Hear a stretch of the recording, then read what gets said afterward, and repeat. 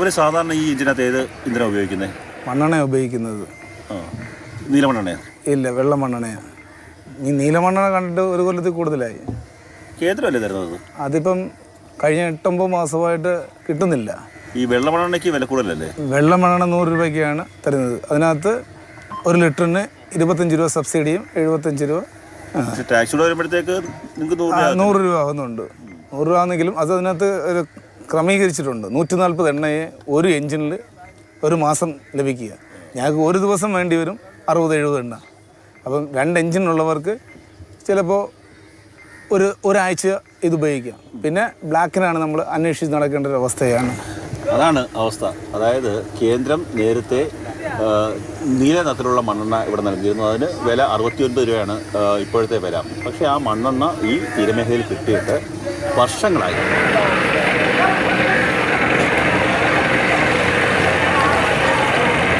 കടലിലൂടെ ഇങ്ങനെ ഒഴുകി നടക്കുന്ന മത്സ്യബന്ധന യാനങ്ങൾ റോഡിൽ സഞ്ചരിക്കാറുണ്ടോ?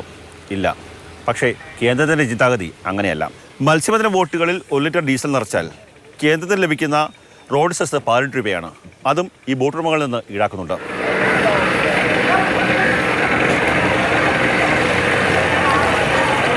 ഞങ്ങൾ പോയി കഷ്ടപ്പെട്ട് പിടിച്ചുകൊണ്ടിരുന്ന മത്സ്യമാണ് ഇവിടെ കയറ്റുമതി ചെയ്യുന്നതും ആ കയറ്റുമതിയിലെ കൂടെ കിട്ടുന്ന കോടിക്കണക്കിന് വിദേശ നാണ്യം ഈ സർക്കാരിന് പ്രയോജനപ്പെടുമ്പോൾ പക്ഷേ ഇത് പിടിച്ചുകൊണ്ടുവരുന്ന സാധാരണ മത്സ്യത്തൊഴിലാളികളെയും ഈ മത്സ്യബന്ധന മേഖലയും അവഗണിക്കുന്നു. അതിനും കൂടി ഒരു പരിഹാരം ഉണ്ടാകണം.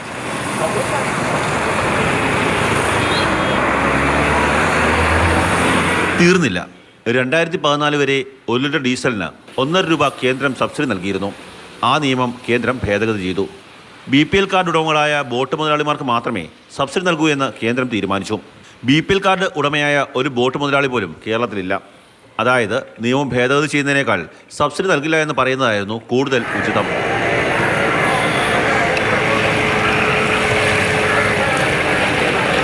ഇതിന് സമാനമായി കേന്ദ്ര സർക്കാരിൻ്റെ ശ്രദ്ധ പതിയേണ്ട ഒട്ടേറെ പ്രശ്നങ്ങൾ മത്സ്യബന്ധന മേഖലയിലുണ്ട്. അതിലൊക്കെ മന്ത്രി ജോർജ് കുര്യൻ്റെ ശ്രദ്ധയുണ്ടാകും എന്നാണ് പ്രതീക്ഷ. ക്യാമറമാൻ ഷാനാസ് പരീദിനൊപ്പം കണ്ണൻ നായർ, മാതൃഭൂമി ന്യൂസ്, കൊല്ലം.